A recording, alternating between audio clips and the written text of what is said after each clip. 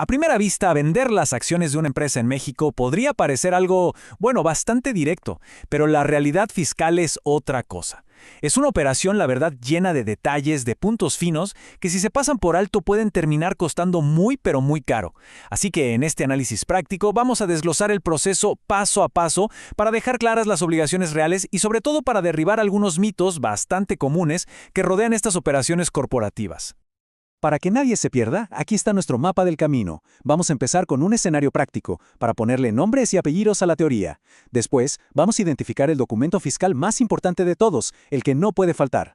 Luego, aclararemos una de las confusiones más grandes sobre la retención de impuestos. Veremos cómo se calcula el resultado real de la venta y, algo clave, qué hacer si ese resultado es una pérdida. Y ya al final, cerramos con los siguientes pasos a seguir. Bueno, pues empecemos por el principio, el escenario. Para que todas estas reglas fiscales no se queden en el aire, vamos a aterrizarlas en un caso de estudio muy concreto, muy práctico, que nos va a servir de guía en todo momento.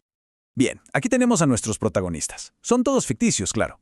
Por un lado está el vendedor, que es una empresa, o sea, una persona moral, que ha decidido vender el 100% de su participación en otra compañía, a la que llamaremos Vigefer. Del otro lado tenemos a el comprador, que es quien las adquiere.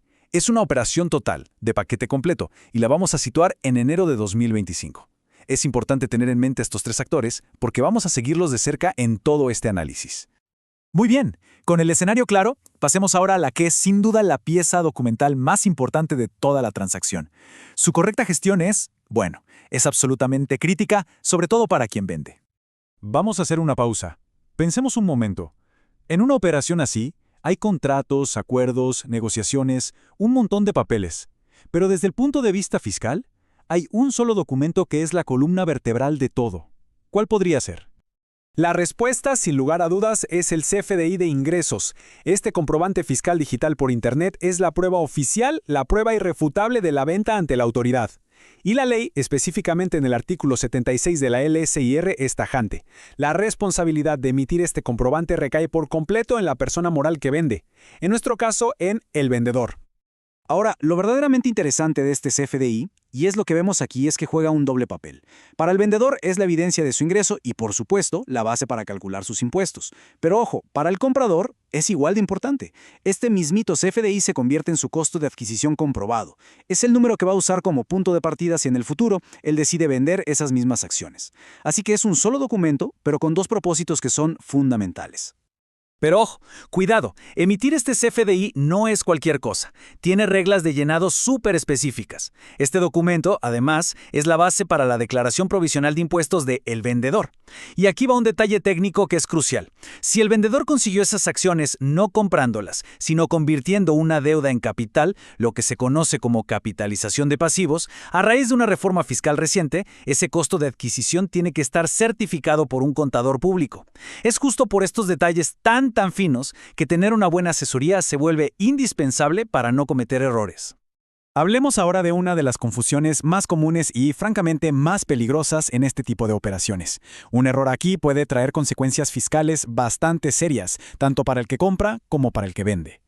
Esta frase se escucha por todos lados, que el comprador, no importa quién sea el vendedor, siempre tiene que retener una parte del pago para dársela al fisco como ISR. Es una idea que está de verdad muy arraigada. Pues bien, para el escenario que estamos analizando, donde el que vende es una persona moral, esta afirmación es rotundamente falsa. Y es vital de verdad entender por qué, para no cometer un error, incluso por querer ser demasiado precavido.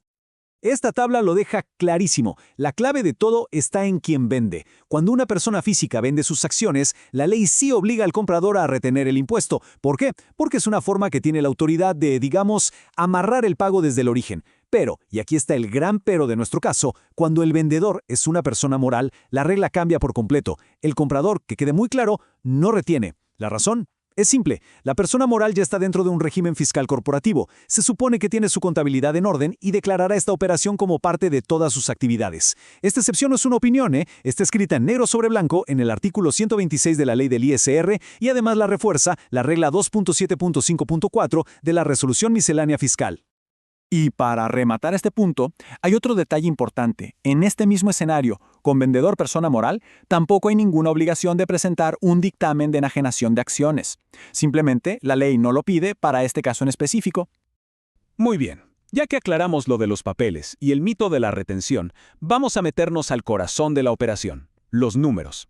El cálculo para saber si al final hubo una ganancia o, como veremos en nuestro caso, una pérdida fiscal. La ley nos da una fórmula, un procedimiento muy preciso. Aquí no hay mucho espacio para la creatividad.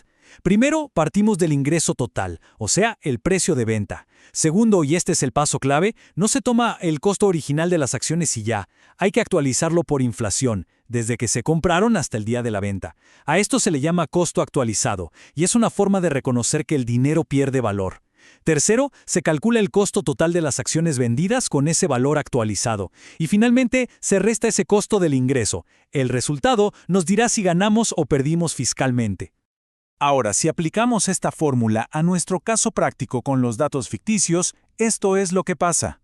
El ingreso por la venta fue de 15 millones de pesos, pero el costo de adquisición, una vez que lo actualizamos por inflación, para traerlo a valor de hoy, resulta ser de un poco más de 16 millones. Al hacer la resta, pues el resultado es negativo. El resultado final es contundente. En vez de una ganancia, esta operación generó una pérdida fiscal de un poco más de 1 millón de pesos. Y esta cifra no es solo un número en un papel, tiene implicaciones fiscales muy específicas. Ahora bien, tener una pérdida fiscal no es necesariamente una mala noticia. De hecho, puede ser un activo fiscal muy valioso, pero la ley pone reglas súper estrictas sobre cómo y cuándo se puede utilizar. No es tan fácil como parece. Y aquí está la regla de oro, la que no se puede olvidar por nada del mundo. Una pérdida fiscal por vender acciones solo se puede usar contra futuras ganancias que vengan exactamente de lo mismo. Otra venta de acciones. Se tiene el mismo año para aplicarla o hasta los 10 años siguientes. Lo que está totalmente prohibido, y es un error bastante común, es querer usar esta pérdida para bajar la utilidad que la empresa saca de su negocio del día a día. La autoridad fiscal ve estas dos cosas como dos canastas completamente separadas, y lo hace para evitar que las empresas usen pérdidas sin inversiones para no pagar impuestos por su operación principal. Y para poder usar esa pérdida en el futuro, no es suficiente con tenerla calculada y en los libros contables. El vendedor tiene la obligación de avisarle formalmente a la autoridad fiscal. Hay que presentar un aviso. Este es un paso de cumplimiento que no se puede saltar y está regido por la ficha de trámite 4 ISR y la regla 3.3.1.44 de la miscelánea fiscal. Sin este aviso, el derecho a aplicar esa pérdida, pues, simplemente se pierde. Muy bien, ya recorrimos todo el camino, desde que se planteó la venta hasta las reglas para usar una pérdida fiscal. Ahora vamos a juntar todas las piezas y a resumir esos puntos críticos que no se pueden pasar por alto. En resumen, si nos tuviéramos que quedar con 4 ideas, serían estas. Primero, la obligación principal del vendedor es emitir el CFDI de ingresos. Segundo, en este caso particular, el comprador no retiene ISR y con eso rompemos el mito. Tercero, el cálculo del resultado no es al tanteo, sigue un método muy estricto que actualiza el costo por inflación. Y cuarto, si hay una pérdida, tiene reglas de uso muy limitadas y siempre requiere un aviso formal para poder usarla. Como ya vimos, entre los requisitos del CFDI, las reglas de retención, el uso de las pérdidas, un solo error u omisión puede salir carísimo. Por eso, en una operación de este tamaño, la asesoría experta no es un lujo, es una necesidad. Es la pieza clave para evitar problemas con la autoridad y para asegurarse de que todo se haga como debe ser.